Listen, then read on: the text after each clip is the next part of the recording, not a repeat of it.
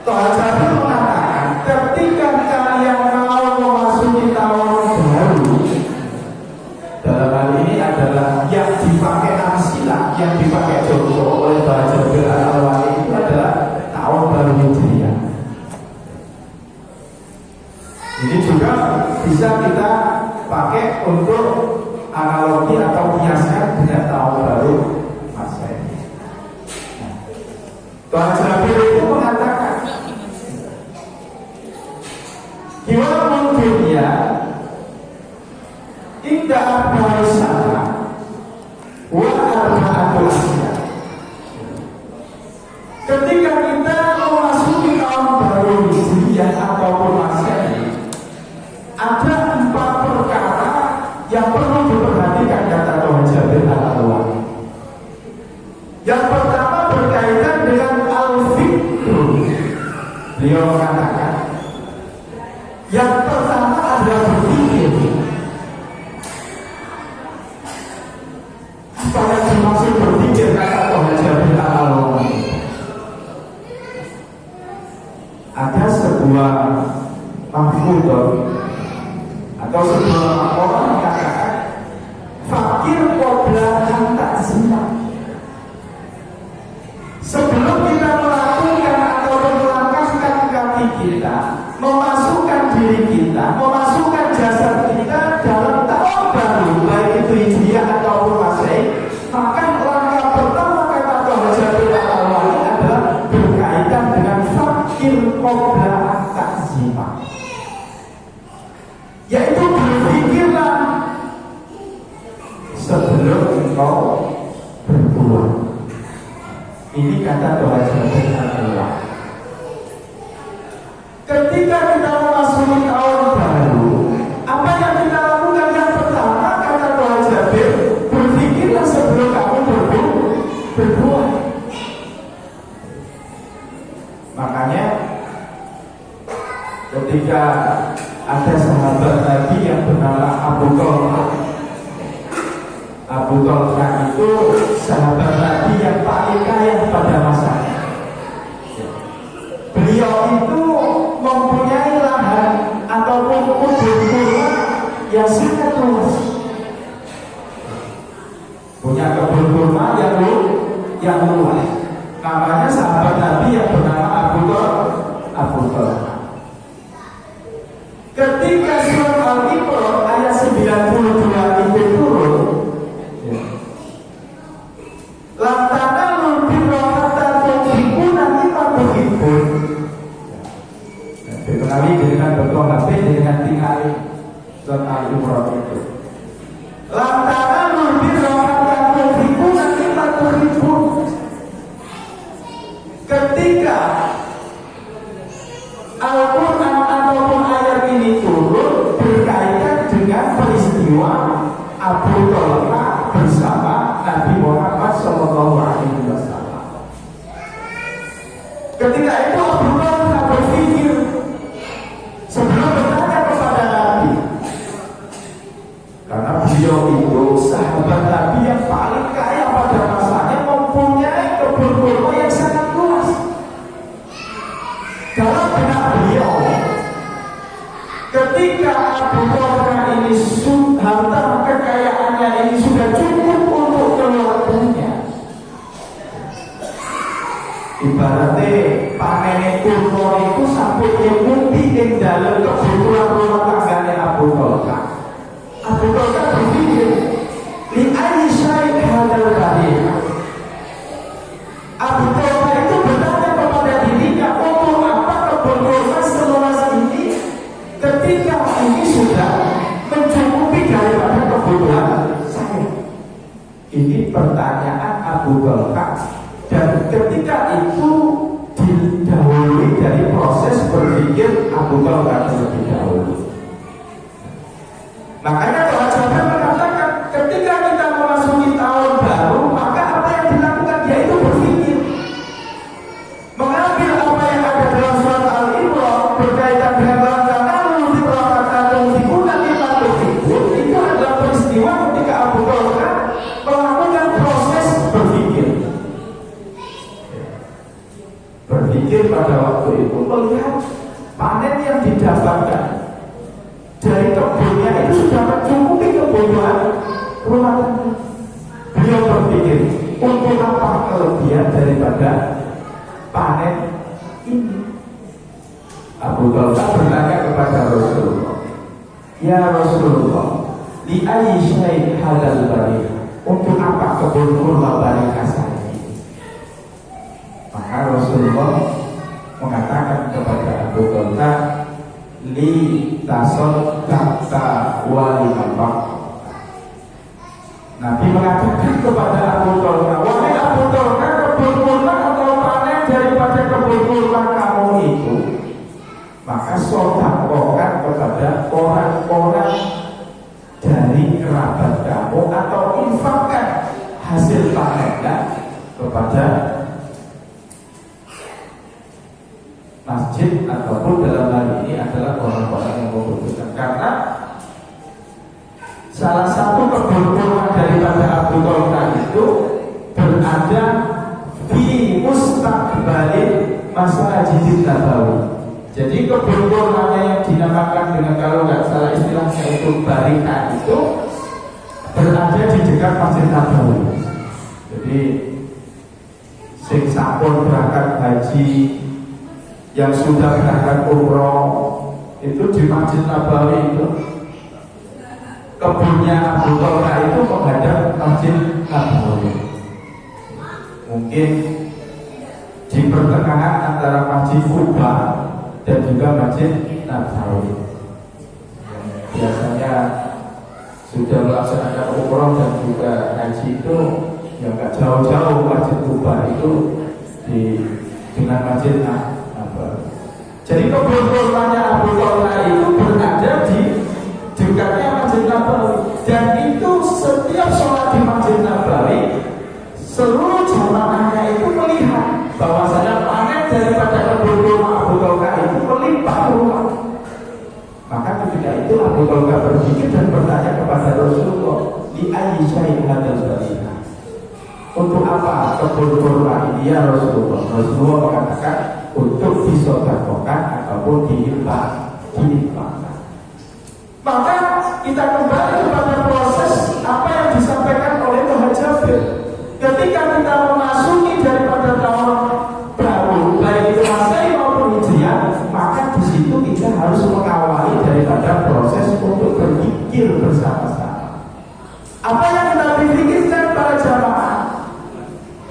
Abu Talha memberikan sebuah gambaran bahwasanya yang kita pikirkan adalah berkaitan dengan kebutuhan daripada keluarga dan juga kebutuhan daripada masyarakat. Intinya apa para jamaah? Bahwasanya Abu Talha itu bukan hanya berpikir untuk kemaslahatan dirinya, akan tetapi Abu Talha itu juga berpikir untuk kemaslahatan orang banyak. Jadi ketika kita memasuki tahun baru ini, maka proses yang pertama yang dilakukan adalah berpikir untuk kebutuhan daripada diri sendiri yang mempunyai makna ataupun mempunyai nilai untuk kebermanfaatan dan juga mempunyai nilai kemaslahatan. Jangan sampai kita berpikir yang tidak rasional, yang tidak ada manfaat. Kadang-kadang itu kembang api sampun di sumber apa kepinginmu di tahun baru ini? Biasanya itu banyak halusinasinya. Saya besok mau beli pajero, walaupun gak punya uang beli pajero. Itu gak realistis.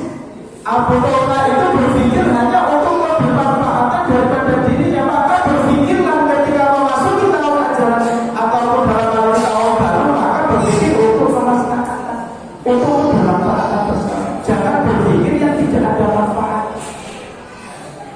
Itu penting para jamaah, dan itu dicontohkan oleh Abu Talha ketika itu bertanya kepada Rasulullah. Ini adalah proses pertama ketika kita memasuki tahun baru. Yang kedua, kata Pengajar Jabir Al-Alwani, setelah kita berpikir apa yang harus kita lakukan, beliau mengatakan ketika berpikir sudah kita lakukan, maka tahapan yang kedua adalah bagaimana kita harus berbuat. Makanya ketika Imam Al-Ghazali itu dalam kitab Ihya Ulumuddin itu mengatakan apa yang menjadi harta yang paling utama di dunia dan di akhirat. Imam Al-Ghazali dalam kitab Ihya Ulumuddin itu mengatakan yaitu amal ataupun perbuatan yang baik dan juga ilmu yang bermanfaat, kata Imam Al-Ghazali dalam Ihya Ulumuddin itu. Nah, Tuhan mengatakan langkah kedua setelah kita berpikir, maka kita harus berbuat. Jangan sampai kita berpikir saja tanpa kita berbuat. Maka kalau kita hanya berpikir tanpa berbuat, ya akan sia-sia. Cuma merenung, berangkat ke masjid setiap menapaki jalan kakinya, berpikir merenung, suwe-suwe kalau becak kalau nanti ditabrak. Saking khusyuk ini mikir. Maka setelah berpikir harus berbuat.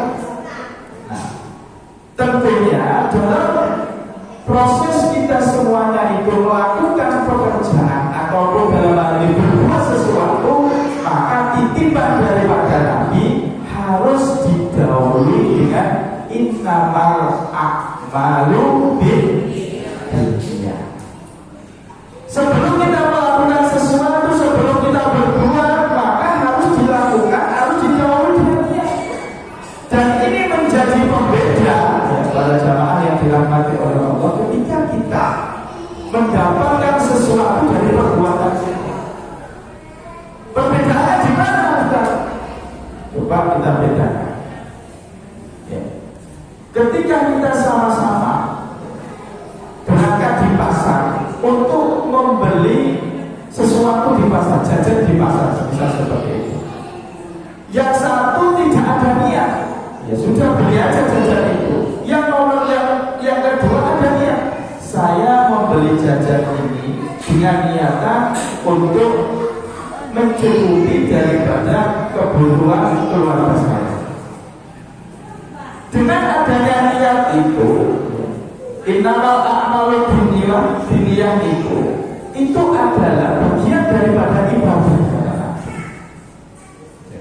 Dalam kitab Lubabul Hadis itu disebutkan bahwa saya innamal a'malu binniyat itu dimaknai niat itu muhimun jiddan. Niat itu sangat penting.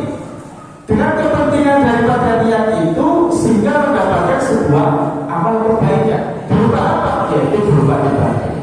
Maka dalam hal ini setelah kita berpikir, maka kita harus berbuat. Jangan sampai kita berbuat itu lupa akan niat.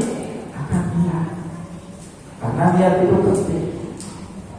Karena bonus daripada ketika kita niat itu adalah ibadah dari Allah, yaitu amal kebaikan yang kita lakukan. Nah, dalam kitab Lubabul Hadis juga disebutkan ketika niat itu bukan hanya muhimun jiddan ada kepentingannya, tapi ketika niat itu adalah bagian daripada doa. Niat itu juga adalah doa. Ketika kita berangkat untuk melaksanakan pekerjaan ataupun melakukan sesuatu, tentunya kita niat, dan niat itu adalah bagian daripada doa. Karena doa ruhul ibadah. Doa itu adalah ibadah. Maka ketika kita sudah berpikir yang nantinya itu adalah untuk kebermanfaatan daripada kita, untuk kemaslahatan daripada kita, maka kita harus berbuat. Sebelum kita melaksanakan pekerjaan, sebelum melakukan sesuatu, sebelum kita berbuat, maka harus didahului dengan niat. Karena niat itu penting. Mudah untuk walaupun dalam hal ini tidak diucapkan secara langsung, walaupun itu berada dalam hati, itu sangat mudah untuk dilakukan ataupun dilaksanakan.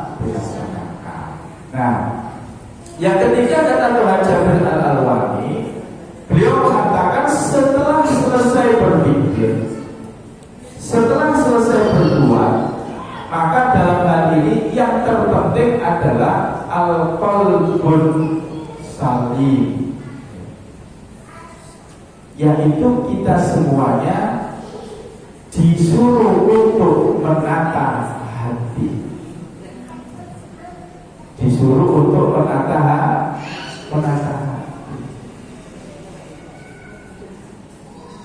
Para jamaah yang dirahmati oleh Allah, kenapa menata hati itu penting? Karena dalam hadis yang diriwayatkan oleh Bukhari Muslim, situ disebutkan ala inna fil jasadi mudghah. Sesungguhnya yang ada dalam jasad kita,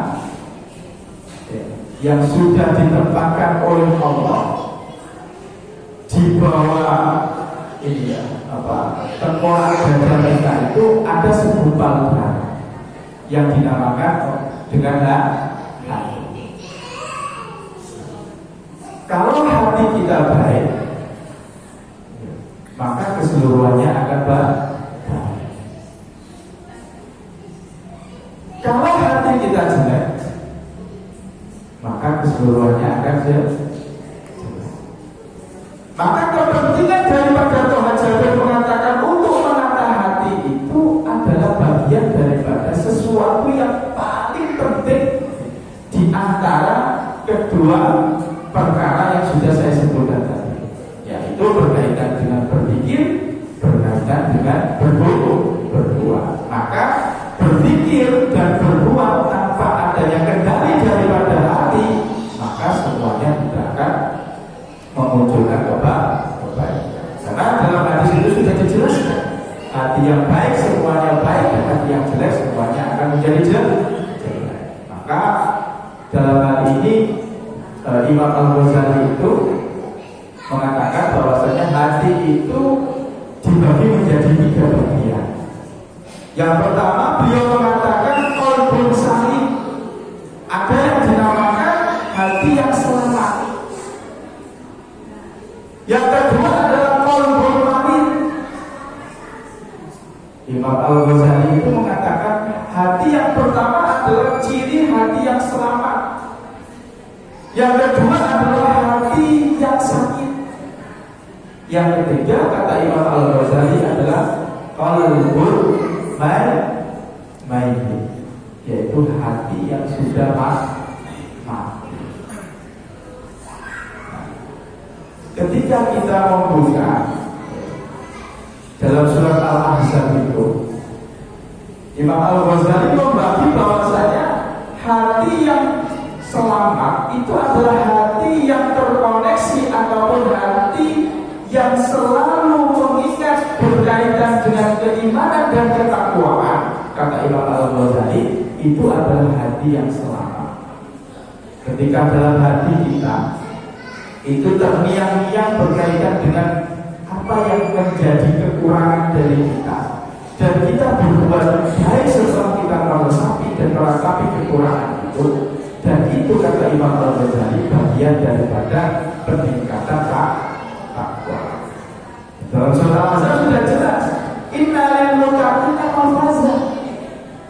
Barang siapa yang bertakwa kepada Allah, takwa secara hak, dengan kebenaran takwa itu ataupun secara hakiki, maka orang itu akan mendapatkan keberuntungan. Innal muttaqina mafazah. Ketika kita semuanya sudah bertakwa kepada Allah, maka dalam hal ini kita akan dikasih reward oleh Allah, ataupun kita dikasih lisensi oleh Allah, kita dikasih julukan oleh Allah, kita dikasih prestasi oleh Allah sebagai orang-orang yang beruntung. Makanya kalau hati kita itu hati yang selamat, dalam hal ini seperti yang dikatakan oleh Tuhan Jabir, Ketika kita mau memasuki tahun baru, maka berpikir, berdoa, dan juga jangan lupa untuk menata hati yang seperti apa. Imam Al-Ghazali membaginya hati yang selamat itu menjadi prioritas untuk menapakkan dan membiarkan daripada apa yang menjadi kepentingan kita sebagai manusia. Ketika surat Al-Ahzab sudah mengatakan sak temene tiang-tiang ingkang bertakwa menika yang ingkang beruntung, maka apa yang menjadi keuntungan bagi kita sebagai hamba Allah, sebagai umat Nabi Muhammad Sallallahu Alaihi Wasallam, itu sudah dijelaskan dalam surat Al-Fatah itu. Walaupun dalam hal ini adalah korelasi berkaitan dengan perjanjian Hudaybiyah, tapi ketika Allah Subhanahu wa Ta'ala sudah membuka kemenangan atas kita, ya, dan kemenangan itu didapatkan bagi orang-orang yang mempunyai hati yang selamat. Coba lihat, ketika Nabi membuat sebuah perjanjian yang dinamakan perjanjian Hudaybiyah antara orang-orang Muslim dan juga orang-orang kafir Quraisy pada waktu itu, sehingga tidak terjadinya peperangan, itu dimulai daripada proses berpikir nanti. Ketika nanti terjadi sebuah peperangan, maka dampaknya akan besar. Banyak anak-anak yang nantinya akan ditinggalkan oleh ayahnya ketika ayahnya mati syahid. Nah, ini ada proses berpikir Nabi yang tentunya dalam hati Nabi itu masuk kategori qalbun salim, yaitu hati yang selamat, dan itu dimiliki oleh Nabi. Sehingga apa yang akan dilakukan oleh Nabi itu didahului bagaimana Nabi itu berpikir terlebih dahulu, fakir qabla al-azimah itu. Dan apa yang dipikirkan oleh Nabi itu semuanya adalah untuk kemaslahatan para sahabat pada waktu itu dan juga para umatnya pada waktu itu. Maka ketika hati kita selamat, kita mendapatkan keberuntungan kata Allah. Yang kedua, kita akan mendapatkan kemenangan. Nah, kalau kita sudah mendapatkan kemenangan, maka Allah Subhanahu wa Ta'ala akan memberikan petunjuk kepada kita untuk siratal mustaqim, yaitu jalan yang lurus. Makanya hati yang selamat itu penting. Jangan sampai hati kita itu sakit, hati kita itu nek mana kula panjenengan sedaya menika sampun gerah utawa lara, berarti perlu untuk diobati. Luwih apik jaga kesehatanipun sadurunge lara. Makanya jaga hati itu penting sebelum hati kita itu sakit. Karena ketika hati kita itu sakit, Imam Al-Ghazali mengatakan apa obatnya? Obatnya adalah ilmu dan juga amal. Nah, ciri-cirinya apa hati campur loro rokok? Sering berbuat maksiat kepada Allah. Salah satunya ciri-cirinya sombong, ciri-cirinya ria, ciri-cirinya medit, ciri-cirinya kakek kerasani. Itu loro hati itu. Karena apa? Mantun ngaji ini telah dosa kerasani berarti ilmunya boten masuk. Ya mas. Nah, ini cirinya kolbun malik utawa hati ingkang sakit. Makanya saat dulu diobati ya perlu untuk kita jaga bersama-sama. Nah, yang ketiga kata Jabir Al-Alwani berkaitan dengan menjaga dan sebelum kita memasuki daripada tahun baru baik Hijriah atau Masehi, setelah kita berpikir, kita berbuat, dan yang terakhir menata hati itu jangan sampai hati kita itu menjadi sakit. Apa apalagi hati kita itu menjadi hati yang qalbun majus, yaitu hati yang sakit. Dalam surat Al-Hujurat itu Allah Subhanahu wa Ta'ala mengatakan, Allah itu menciptakan mata fungsinya untuk melihat. Allah itu menciptakan telinga fungsinya untuk mendengar. Akan tetapi kata Allah, semuanya itu akan sia-sia kalau hati kita itu tidak mendengar dan hati kita itu tidak melihat. Makanya ketika kita melihat, semisal wonten tangga kula panjenengan sedaya niku tunggu mobil, secara kasar mata kita melihat, dan itu bagian daripada fungsi mata yang diberi keistimewaan oleh Allah untuk melihat. Tapi kalau kita melihat dengan mata kepala kita, di situ kalau tidak dikontrol oleh hati, maka apa yang akan keluar? Ketika tetangga kita membeli motor baru, membeli mobil baru, apa yang kita katakan? Ada sifat iri yang muncul, ada sifat dengki yang muncul.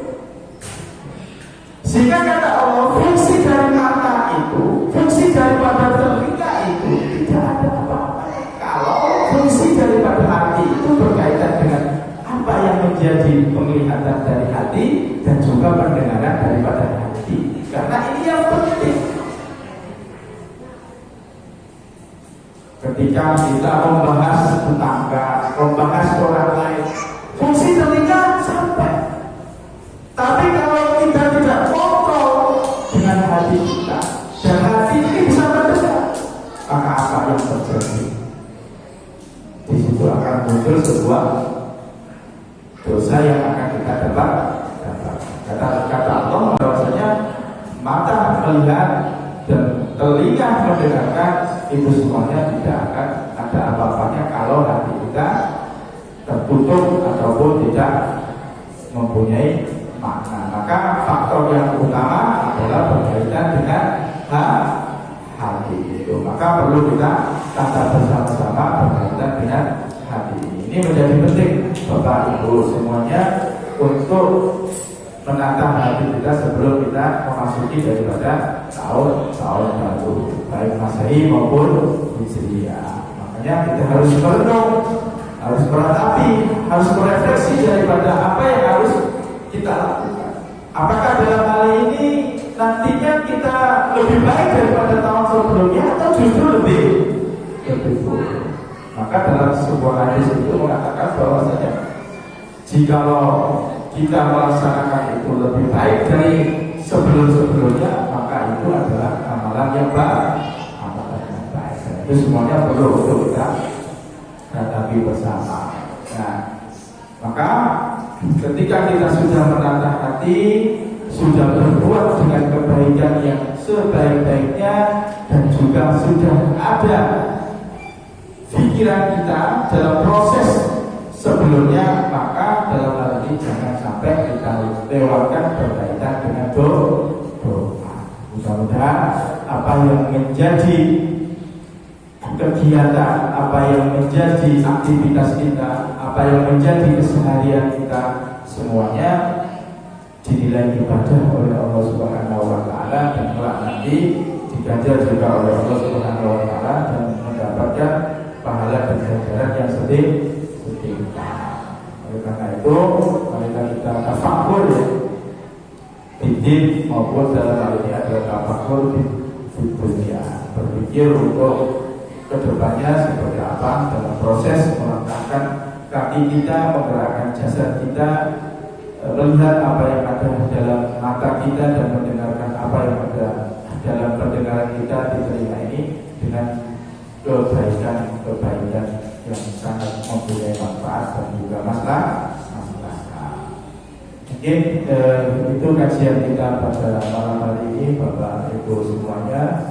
Mohon maaf yang sebesar-besarnya apabila ada kata-kata atau perilaku atau tindakan yang tidak sesuai dan tidak mencocoki daripada mana panjenengan sedaya. pulau karena bosan ingkang kata pun akhiri nasibullah dapat sekali atas ini. Assalamualaikum warahmatullahi wabarakatuh.